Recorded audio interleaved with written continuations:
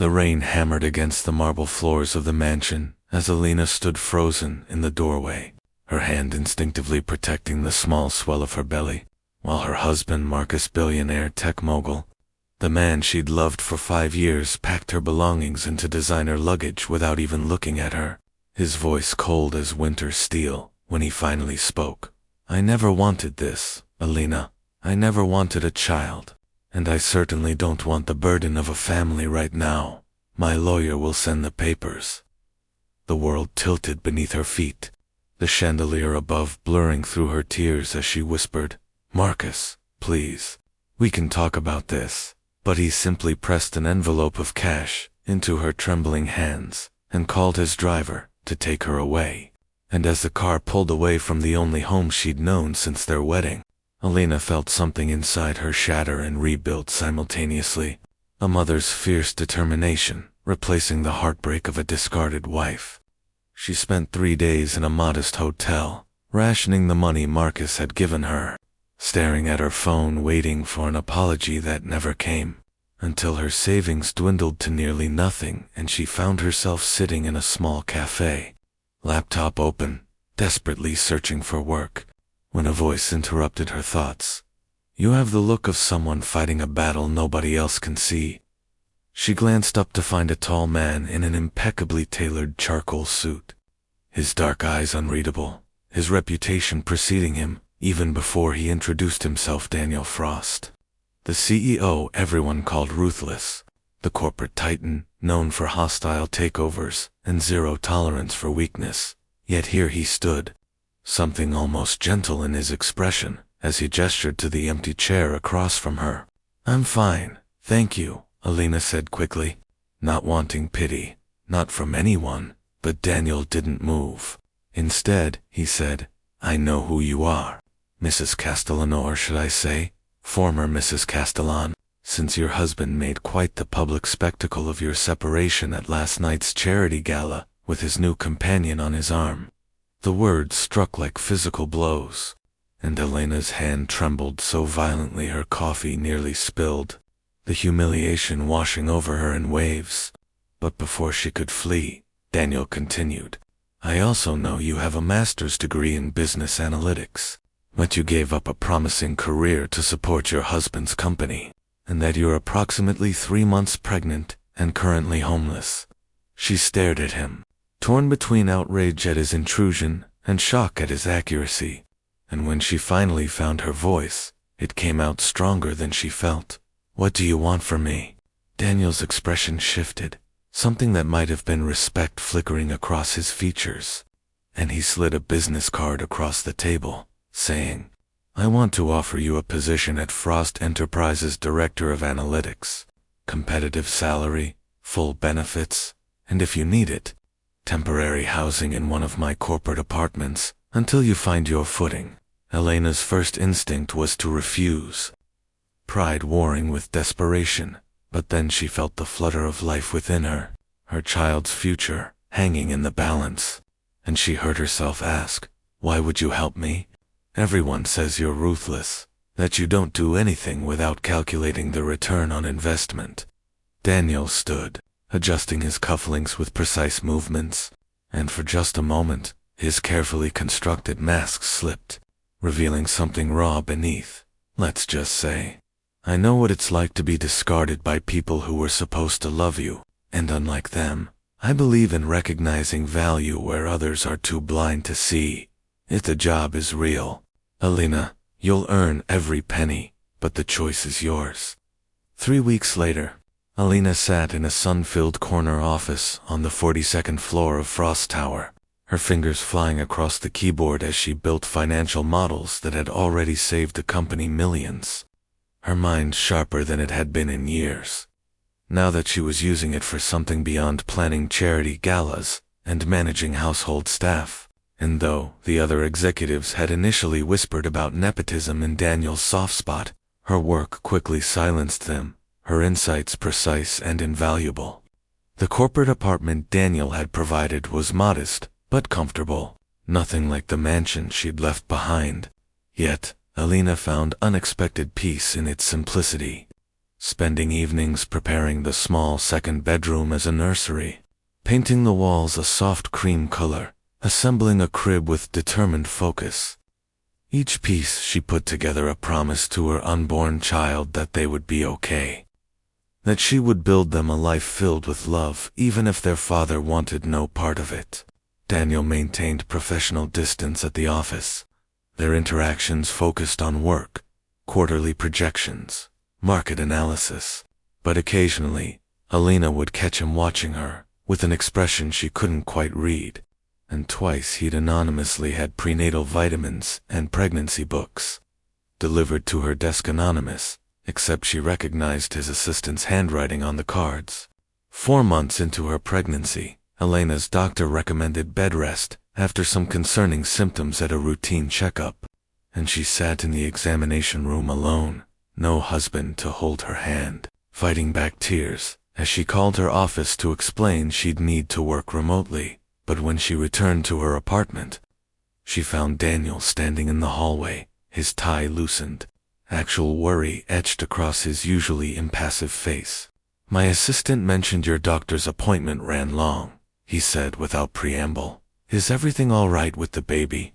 Alina was so surprised by his presence, by the genuine concern in his voice, that the tears she'd been holding back finally spilled over, and she found herself telling him everything. The spotting, the doctor's warnings, her fear of losing this child, this tiny life that had become her entire reason for moving forward, and to her absolute shock, Daniel stepped forward and pulled her into an awkward but sincere embrace, his voice rough as he said, "You're not alone in this, Elena. I meant what I said that day in the cafe. I see your value, and that extends beyond spreadsheets and analytics." From that day, something shifted between them. Not romance, Daniel never crossed that line, but a deep, unexpected friendship, the kind forged in mutual understanding of pain and survival. He worked from the apartment several days a week so she wouldn't feel isolated, brought her ridiculous cravings without complaint, and once, late at night, when she couldn't sleep, he told her about his own childhood, raised by a single mother after his father abandoned them. How he'd built his fortune, not from inheritance, but from sheer determination to never be powerless again. And Alina realized the Ruthless reputation was armor, protection against a world that had once left him vulnerable. Meanwhile, across the city in his glass and steel mansion, Marcus Castellan was discovering that eliminating his wife from his life hadn't brought the freedom he'd anticipated, but rather a gnawing emptiness that grew with each passing week, the house echoing with silence, his achievements feeling hollow without someone to share them with.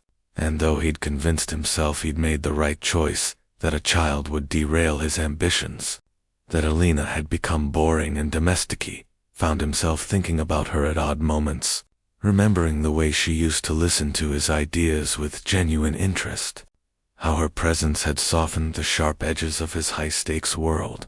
His business partner, an older man named Richard, finally confronted him over lunch.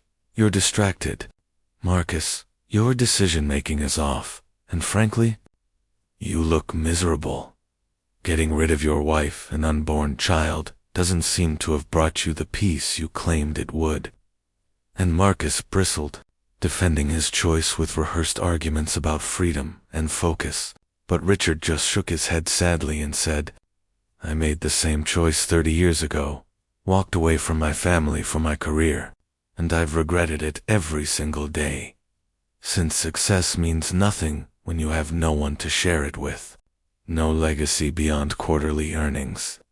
The words haunted Marcus, burrowing under his skin, and when he finally worked up the nerve to call Elena's number, he found it disconnected.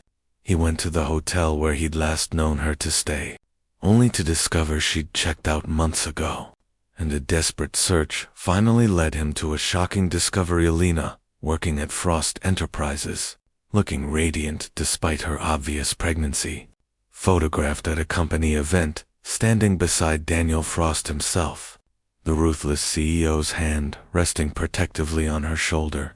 Jealousy, sharp and irrational, flooded through Marcus as he stared at the image.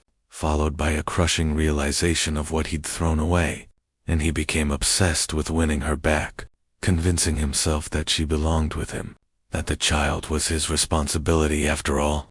His pride unable to accept that she'd built a life without him, that another man, his corporate rival, no less, had stepped in where he'd stepped out.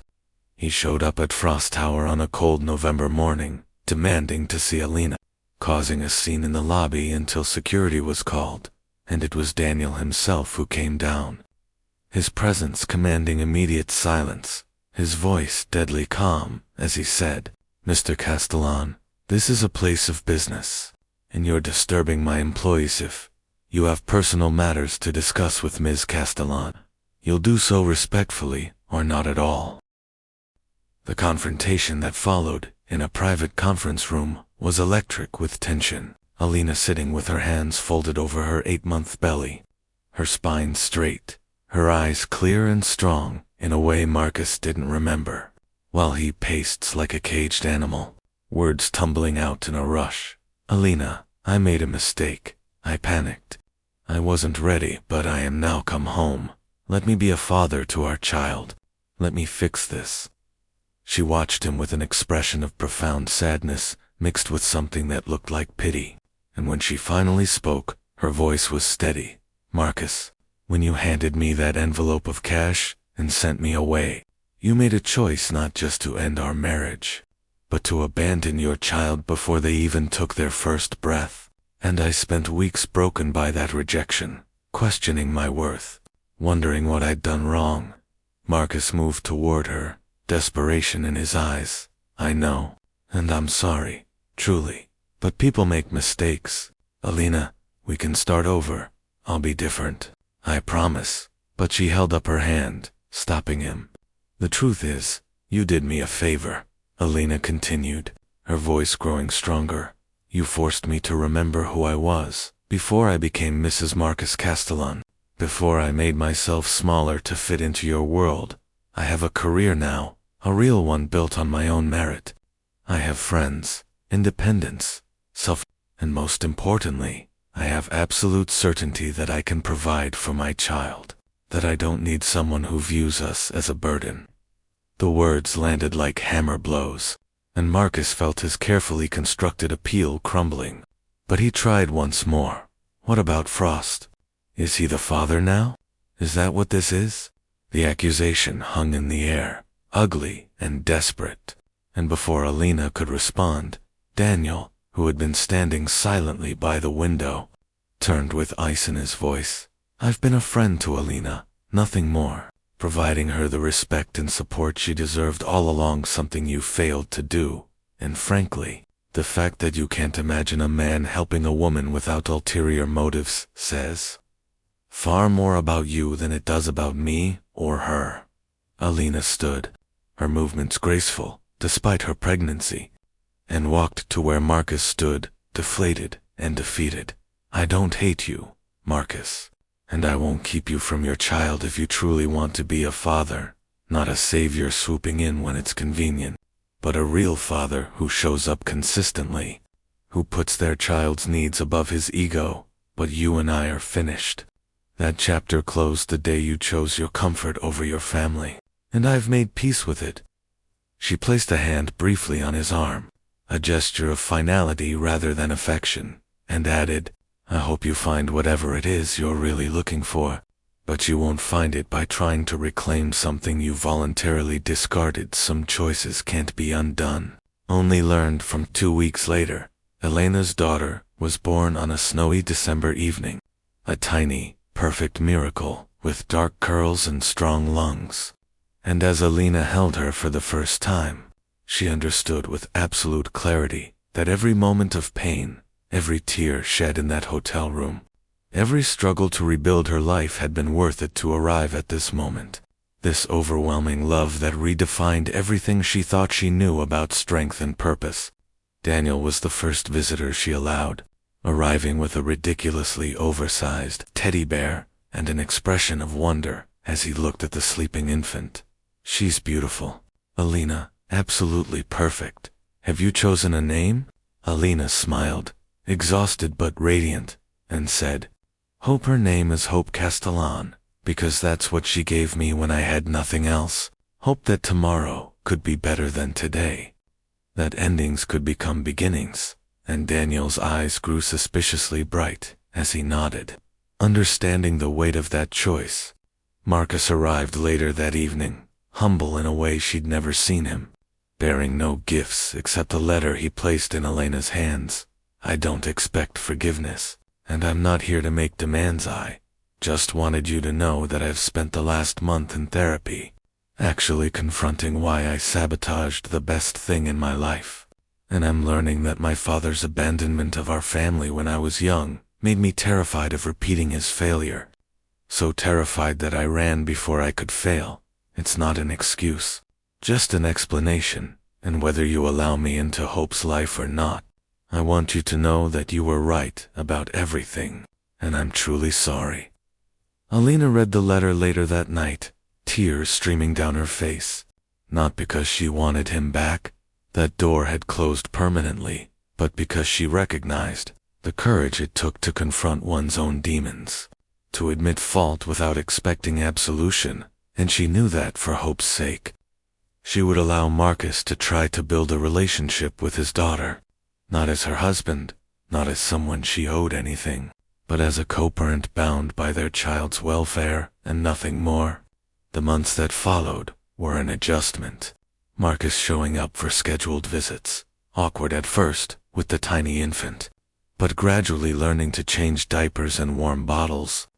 His eyes filled with wonder and regret in equal measure each time Hope grabbed his finger with her tiny fist, while Alina built a life that was entirely her own, promoted to vice president at Frost Enterprises, finding a comfortable townhouse with a small garden, creating a community of fellow single mothers she'd met at a parenting group, each of them supporting the others through sleepless nights and milestone moments.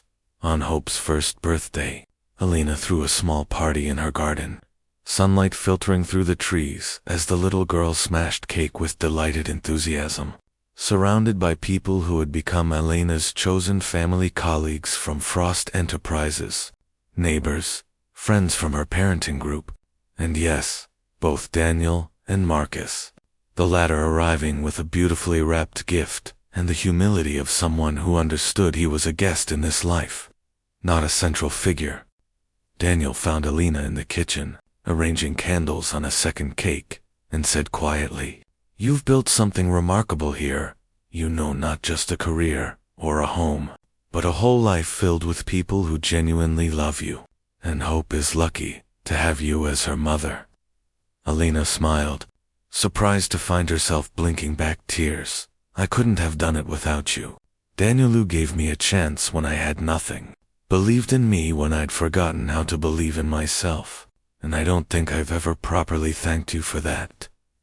Daniel shook his head, his rare smile genuine and warm. "You did it all yourself, Alina. I just opened the door. You're the one who walked through it and transformed your entire life. And honestly, knowing you, watching you rise from the ashes of what Marcus did, it reminded me that ruthlessness isn't always strength, that sometimes the bravest thing we can do is be kind, especially when the world hasn't been kind to us." They stood in comfortable silence for a moment before Alina asked the question that had been on her mind for months. "Why did you really help me that day in the cafe? The truth this time." Daniel looked out at the garden where Hope was being passed around like the precious treasure she was, and his voice grew soft with memory, because 30 years ago, my mother sat in a cafe very much like that one, pregnant and abandoned, and a stranger gave her a job that changed our lives. I've spent my career being ruthless because I thought that's what it took to survive, but when I saw you there, I realized I'd been given a chance to be the person who helps, instead of the person who only takes. To honor what that stranger did for my mother by doing the same for you, and honestly, you've given me far more than I gave you. You reminded me that success without compassion is just emptiness with better furniture." Alina laughed through her tears and impulsively hugged him. This man, whose ruthless reputation masked the kindest heart she'd ever known, and whispered, "Thank you, for seeing me when I was invisible, for believing in me when I was broken, for being exactly who I needed, exactly when I needed it. As the afternoon sun began to set, casting golden light across the garden, Alina stood apart from the celebration for just a moment, hope sleeping peacefully against her shoulder, and reflected on the year that had passed since that devastating rainy night when her world had collapsed. She thought about the woman she'd been, defined by her marriage, her worth tied to someone else's perception of her, and marveled at the woman she'd become, forged in the fire of abandonment and rejection into someone stronger, clearer, more authentically herself than she'd ever been. Marcus approached cautiously, maintaining the respectful distance that had become their norm, and said, "She's beautiful, Alina, and you've done an amazing job. I know I have no right to say this, but I'm proud of you, of everything you've built, and I'm grateful you've let me be even a small part of Hope's life."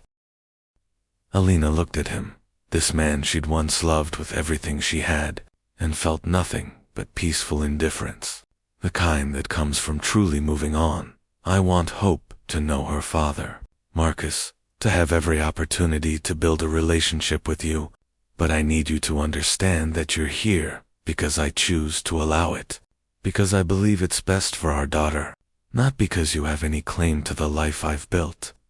Marcus nodded, acceptance and resignation in his eyes. "I understand, and for what it's worth, letting you go was the biggest mistake of my life, not because of what you could have done for me, but because I lost the chance to witness who you were becoming, to be part of this incredible transformation, and I'll have to live with that." There was nothing more to say, and as Marcus left the party shortly after, Alina felt the final thread of their past together dissolve, leaving her completely, peacefully free. As the last guests departed and Alina cleaned up paper plates and deflated balloons, Hope now sleeping in her crib upstairs, she found a card tucked among the gifts. Daniel's precise handwriting on the envelope inside was a simple message that made her eyes well up. "Alina, watching you this past year has been a privilege and an education. In true strength, you took the worst thing that ever happened to you and transformed it into the best thing. You turned rejection into reinvention, and you're raising a daughter who will never question her worth because she has you as an example. Thank you for reminding me that the most ruthless thing we can do in this world is refuse to let it make us bitter, to choose kindness and hope even when we've been given every reason to choose otherwise. Your friend always, Daniel." That night, after Hope was asleep and the house was quiet, Alina sat in the rocking chair by the window, moonlight streaming across her lap, and realized that the fairy tale she'd once believed in, the one where a prince saves you and love conquers, all had been replaced by something far more valuable, the knowledge that she could save herself, that love begins with self-respect, and that the most important relationship she'd ever build was the one with herself and her daughter. Everything else was just supporting cast in the story of her life. She thought about the girl who'd married Marcus 5 years ago, starry-eyed and eager to please, willing to shrink herself to fit his world, and wished she could tell her that heartbreak, while devastating, wasn't an ending but a violent, necessary push toward becoming who she was always meant to be. She thought about the terrified woman in that hotel room, rationing money and wondering how she'd survive, and wanted to tell her that rock bottom, while lonely and dark, is also the solid foundation upon which you can build something real and lasting. And she thought about the uncertain mother-to-be who'd sat across from Daniel Frost in that cafe, too proud to accept help but too desperate to refuse it, and wanted to tell her that accepting kindness isn't weakness, that community and connection are the scaffolding that holds us up when we can't stand alone, and that sometimes the people labeled ruthless are just the ones who've been hurt enough to build walls, while underneath they're often the most understanding of all. As Hope stirred in her sleep, making the soft sounds that never failed to fill Elena's heart to bursting, she made a silent promise to her daughter that she would raise her to know her value wasn't determined by anyone else's ability to see it. That strength wasn't the absence of fear, but the decision to move forward despite it. That endings, no matter how painful, were just life's way of making room for new beginnings. And that family wasn't always the people who shared your blood, but the ones who showed up, who stayed, who chose you every single day.